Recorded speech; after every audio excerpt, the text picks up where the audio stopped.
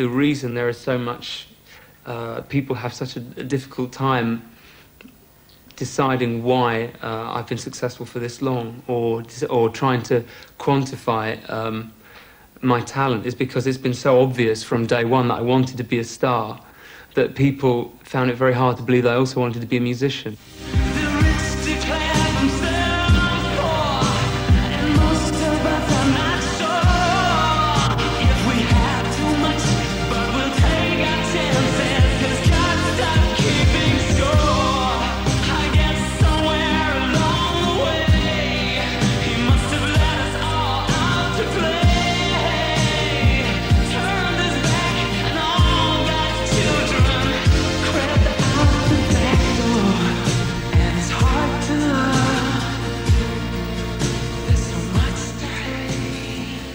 Born Georgios Panayotou in 1963, George Michael is the son of a successful Greek Cypriot restaurateur.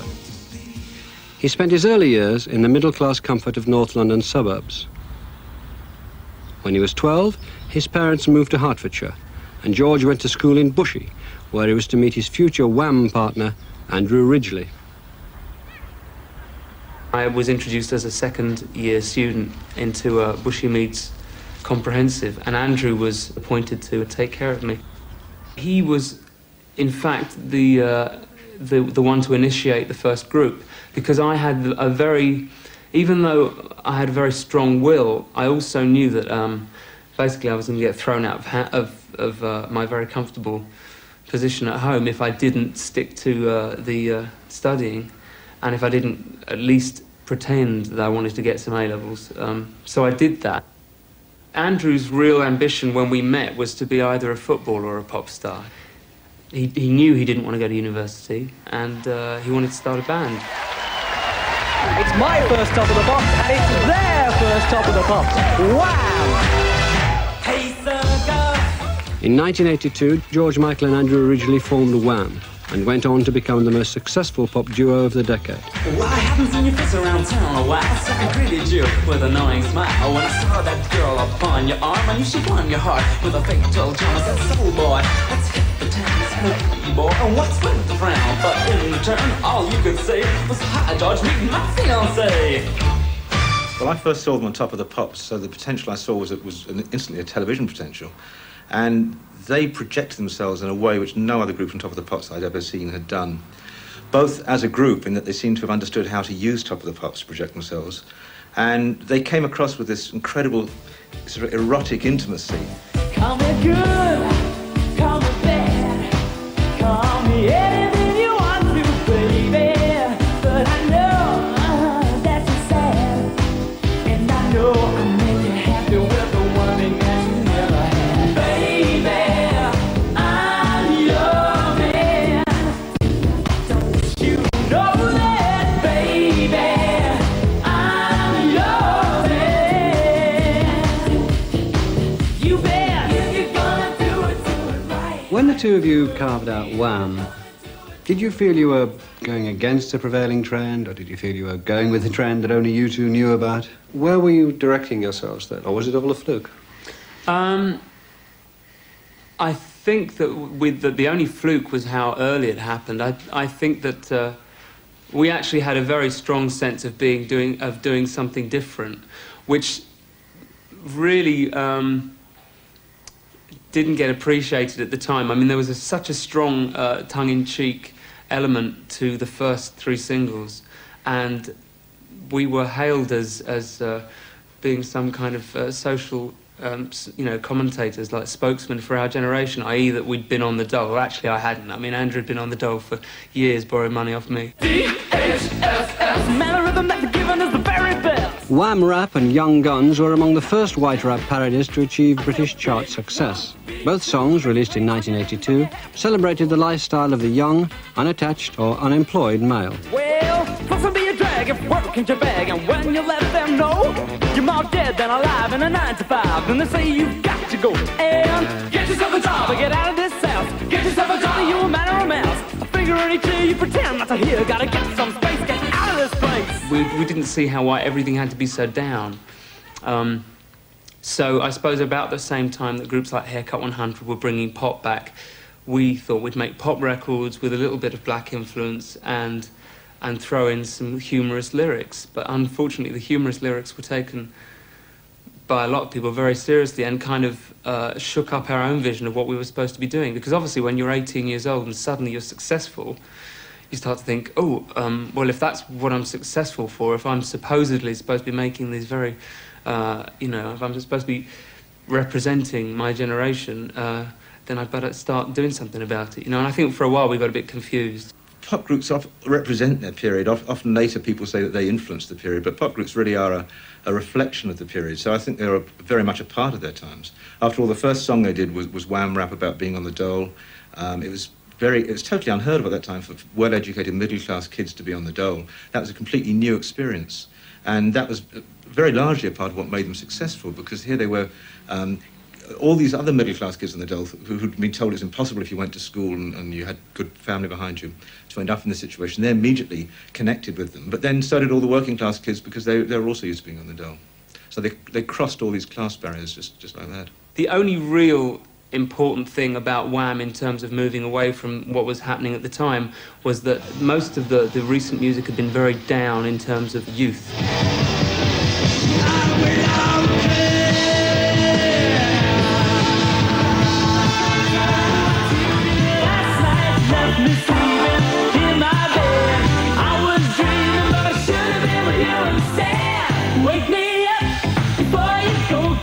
With this slick Motown-influenced dance record, the rebelliousness of Wham's early rap records was abandoned. The leather jackets traded for an image of clean-cut, middle-class well-being.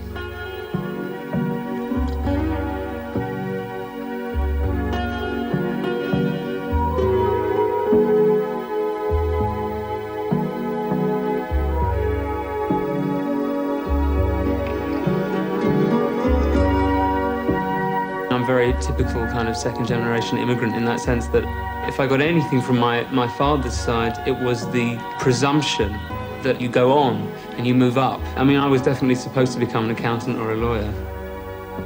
There was never any question that I was going to be anything other than a very upwardly mobile child.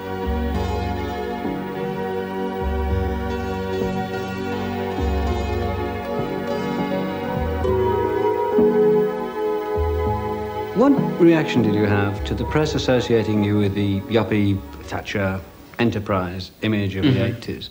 Did you feel that was unfair? Did you go along with it? How did you react to it? Well, I don't really think that was something that was very temporary. I think I'm still very much a victim of timing in that sense. I mean, I understand totally why people line me up with Thatcher and line me up with the whole yuppie movement and everything. I find it insulting that people are that simplistic about what they think Thatcher means to people who've grown up in the last 10 years. I also find it very, very... I find it quite pathetic that people believe that someone who's come from being unsuccessful at my age to being very successful, when it's in a creative environment.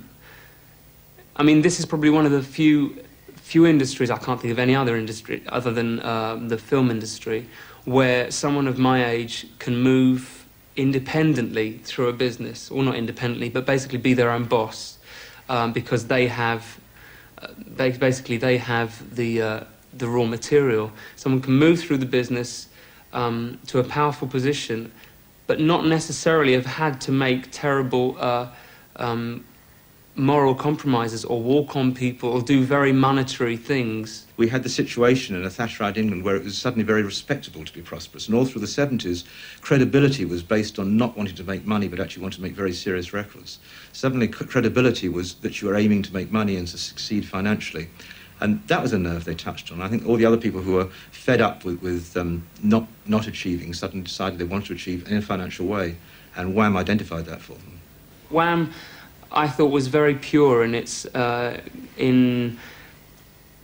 conception of two young guys who were, to some degree, hedonistic and escapist. But I suppose the outward appearance was very Thatcherist. The imagery and the sense of what Wham was came entirely from Andrew.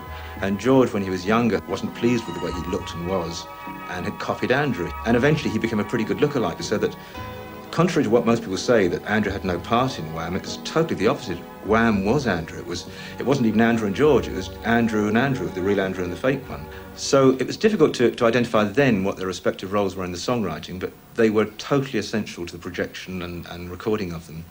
But as time went on, I think George, partly because he really did feel that the group wasn't him, he put more and more effort into the songwriting and production and began to take it away from Andrew. And Andrew was reasonably indifferent to that and was an easygoing person, so he let George do it. The funny part about all the speculation about my input and Andrew's input is that between the two of us, we got it all sorted out very, very early. And basically, in terms of the songwriting, Andrew said, off you go, you know. He said, you know, I want us to be the biggest group in the world, and I think the way to do it is to let you go with it.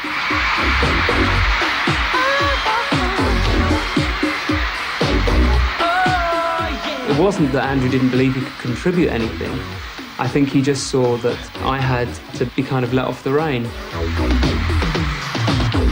Somebody told me, for everything she wants, for everything she sees, I guess I must have loved you, because I said you were the perfect girl for me. So when it came to things like Everything She Wants, I'd reached a kind of dilemma.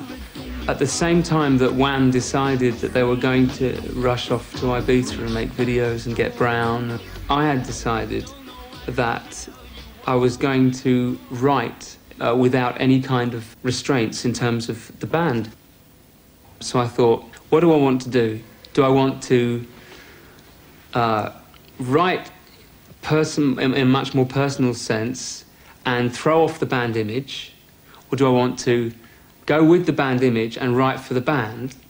And I didn't think that either of those were necessary. I believed that I could do both and have to live with the results for a while and then make up for it later, which was basically the plan. So it was a big decision to make. And at times I was thinking, I'm never going to get out of this. I'm never going to be seen as a writer. I'm never going to get my credibility back. But I just kept going. In a lot of your answers, you are obviously very careful and considered about your career. Mm-hmm. Do you feel that you have been in charge of it for quite a while now? I think I've been in charge of it probably from about 4 weeks after I got my record contract. I mean, I had this vision as a child of the rock and roll business, and I remember sitting in the office, or it was like makeshift office of our first record company director, whose name was Mark Dean. And I remember being so, I was almost like kissing the ground where you walked, and I was just so pleased that I'd got this break, and I knew I was actually officially going to be able to go home to Mum and Dad and say, I'm going to get a record contract. And it was like overwhelming for me that I just thought for about 3 or 4 weeks I would go into meetings and sit and talk to people and make it totally clear to them I was perfectly prepared to do anything they wanted. I would do whatever they wanted if they could make me a pop star, right? And it lasted for about 3 or 4 weeks, and then I realised that people didn't know how to do it. They literally didn't have a clue how to do it. And the realisation was just such a shock that I think my immediate reaction was, right, if they don't know how to do it, I'm not going to do anything they want me to do, and I'm going to lay it out exactly as I see it. There's a paradox here, though, isn't there? Because getting control of your career and getting a grip on it and organising things has liberated you to do what you want to do. Mm-hmm. On the other hand, it's brought you the accusation of being very calculating. So how do you cope with that? One of the more interesting aspects of being accused, well, I don't think it's such an accusation. I think calculation is just another way of saying in some instances that someone's thought something out.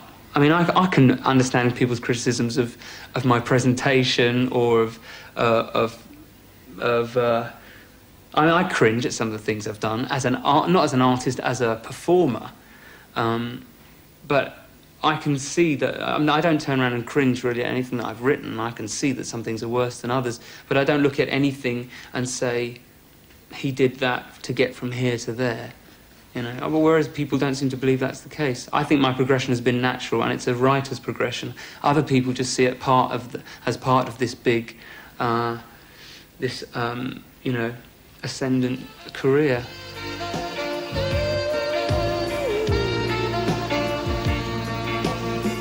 George Michael's first step towards a solo career came in 1984 with the release of Careless Whisper. The song, written in 1981 when he was just 17, pushed him into the spotlight as a solo performer, although at the time he was still part of Wham. I feel so unsure as I take your hand and lead you to the dance floor. As the music dies, something in your eyes calls to mind a silver screen and all is said goodbye. I'm never gonna dance again. Guilty feet have got no rhythm. Though it's easy to pretend, I know you're not a fool. I should've known better to cheat a friend, waste the chance that I've been given. So I'm never gonna dance again the way I danced with you. Probably the most memorable thing that I've ever written would be the saxophone break in Careless Whisper. That's what people would point at me and say, oh, well, you know, this is his moment, which is a bit scary considering it's like 9 years ago.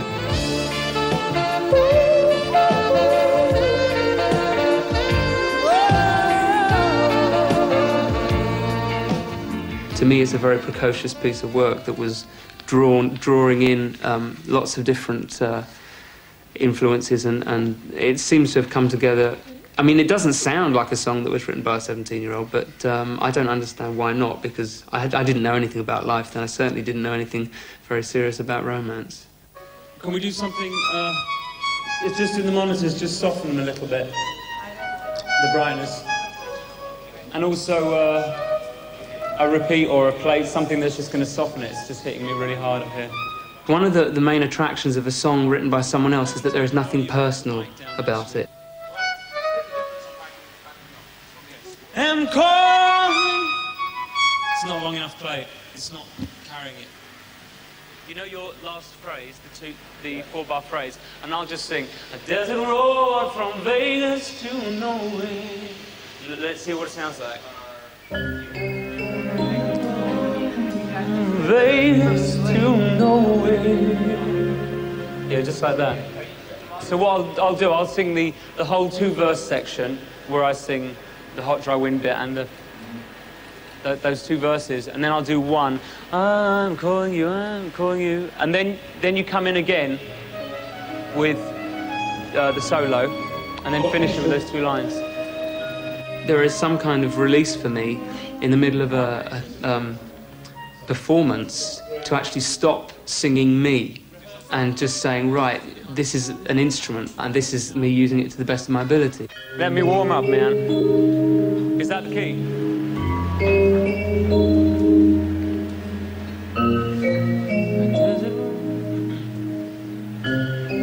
A desert road from Vegas to nowhere, someplace better than where you've been. A coffee machine that needs some fixing, in a little cafe just around the bend.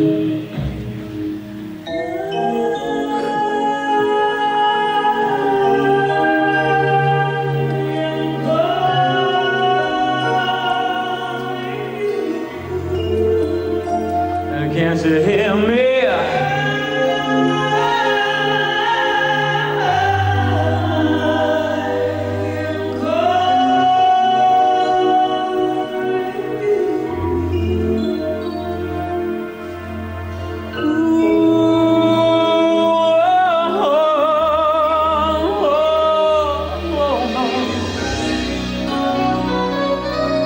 range is something that, again, is a very important consideration.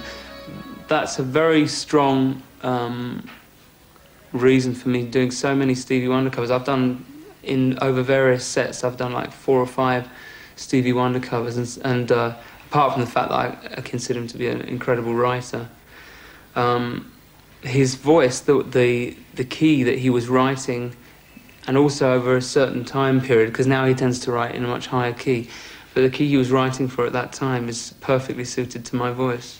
And somehow I managed to really get something out of his songs live.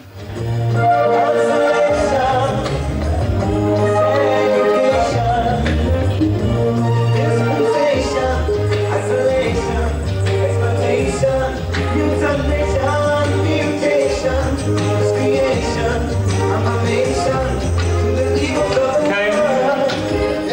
So did we work out what that happens to the bass there? Yes. When it goes into tell me who I am. It just goes.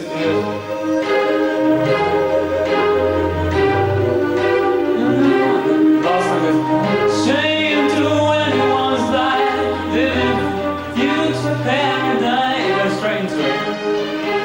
It's shame to anyone's life, living in the future paradise.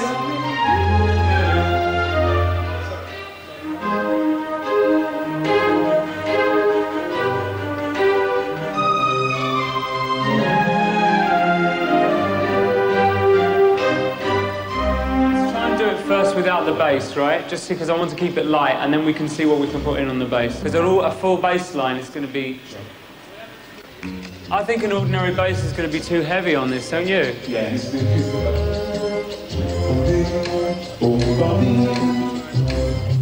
Because that's what it needs, is a really light synth bass line. Yeah. And do, all that stuff, you know? That would be the cleverest idea, wouldn't it? Do you want to have a go then? Oh.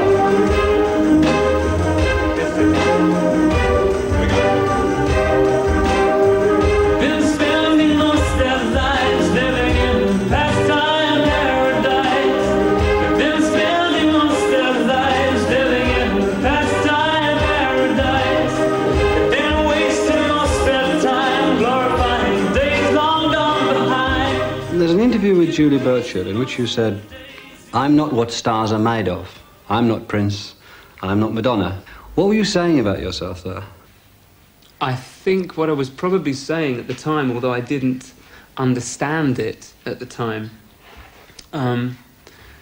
was that in the real sense, the real stars, I think, the real stars that have come out of media in the last 50 or 60 years, if you think of huge stars, they're almost always like racked with insecurity. I mean, I would say I have my insecurity the same as everybody else, and I think that success over a number of years has kind of ironed out a lot of them. But I never wanted to be someone else. I wanted to be a star, and I wanted people to love me, you know, and recognize me in the street. As a child, that was what I wanted, but I never really wanted to be someone else. And I think the people that are the most vivid and colourful, fascinating stars are always people who basically want to be someone else. I believe that of Madonna. I believe that of Prince. I believe that of Michael Jackson. I'm not saying this is a terrible flaw, and it actually makes them very, very interesting people, but I've never seen myself in that light. All I knew at the time, I don't think I really understood it when I was speaking to Julie Burchill, but all I knew at the time was that I just didn't see myself as someone living 24 hours a day as a star.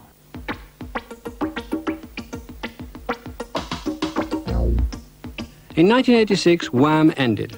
A year later, George Michael released his solo album, Faith, which included the controversial song and video, I Want Your Sex. I want your sex. I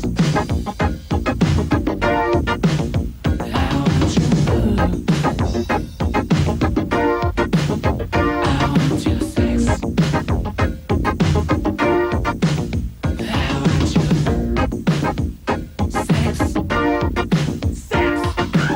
The point I was trying to make was that the most attractive form of sex that you can promote is the idea of being totally in love with someone but also wanting to rip their clothes off.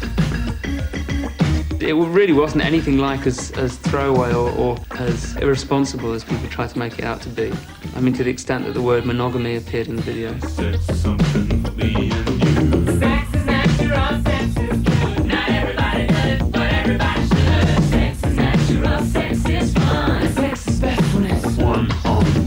It was just huge in America. It basically launched my career with such a bang, no pun intended, launched my career with such a bang that I mean, I couldn't have wished for anything better to happen in the sense that my career needed to go somewhere, needed to do an about turn. In May 1988, Faith became the first album by a white solo artist to reach the top of the Billboard Black Album chart.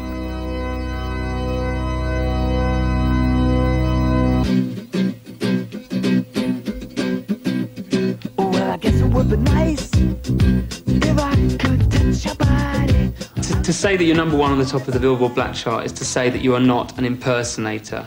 Because, I mean, I knew that I'd been accused of being just an impersonator for so long. And to get yourself to that position, there has to be plenty of black kids and adults in America that genuinely see you as a soul singer. Now, to me, that does not mean that you sound like a black singer or that you are a soul artist, because I don't think that has got anything to do with why I sold those records. I think it's to do with singing something and putting songs into a black context in terms of the backing tracks, and what you sing over the top of them has to be for real.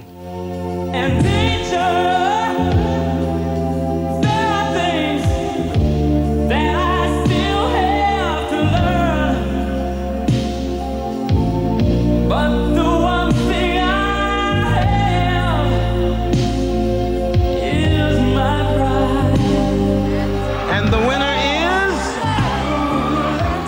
George Michael.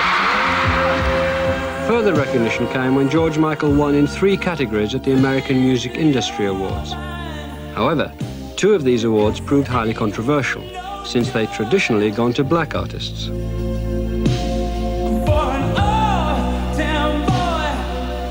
I beat Michael Jackson and Bobby Brown and a couple of other people in different categories, and I totally agree with the criticism that as they are public awards, a lot of white people are going to vote for a white guy before they're going to vote for a black guy. The black male artist works very hard to get his due in that area, to say, you're the best. So when you have an outsider to come into that has all of these other opportunities, it'd be something different if Bobby Brown had across-the-board play and he could compete in the same category as George Michael competes in. That would be a whole nother thing. But to get to be pop male vocalist of the year, he's just not going to be considered. There is as much daylight between Gladys Knight and George and Bobby Brown, who is black and makes pop records, as there is between Gladys Knight and George Michael, who is white and makes pop records. Now, they're all working vaguely within an R&B idiom, but Gladys Knight is what someone of my age calls a soul singer, in that her chief tool is her voice and what she can say with that metaphysically and all of that stuff. Which is not what Bobby Brown's about. Bobby Brown and George are about making cracking dance records with good tunes that you can whistle on the radio. Now, that seems to me absurd, that both Gladys Knight, George and Bobby Brown should all be included in the same catch-all phrase. That's where the problem lies. everybody in the house make some noise! Gladys Knight was not a lone dissenting voice. Other black artists, such as Spike Lee and Dionne Warwick, publicly criticized the awards for racial bias. Further criticism came from Public Enemy, a successful and politically militant rap group. We believe that black people are first world people.